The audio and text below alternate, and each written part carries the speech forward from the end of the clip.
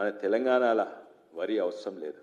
మనం తినే వరి వెనకట మాజీ ముఖ్యమంత్రి ఏదో చెప్పిండు లెక్కలేందంటే 1 కోటి టన్నులు మనం తింటామంట. మనం 1 కోటి టన్నులు తినము.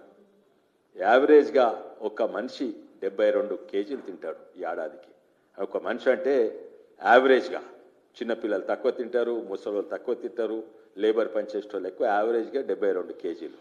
4 కోట్ల జనాభా ఇంటూ 72 కేజీలు అంటే అవి 27-29 లక్షల టన్నులు అవుతాయి. అది బియ్యం అంటే అది బియ్యం తయారవుతుంది. ఎన్ని ఒడ్లు కావాలి, కన్వర్షన్ రేషియో యాడ్ చేస్తే దాదాపు 45 లక్షల టన్నులు. మనం తినే వరి 45 లక్షల టన్నులు తింటే మనం పండించే వరి 2,80,000 టన్నులు పండిస్తాం. ఎవరికి అవసరం ఇది? వరి లేక ఎవరైనా ఆకలితో చచ్చిపోతుండ్రా? భారతదేశంలో ఒక్కడు కూడా చచ్చిపోతుంది. ప్రతి రాష్ట్రంలో వరి ఎక్కువ ఉన్నది. ప్రతి రాష్ట్రంలో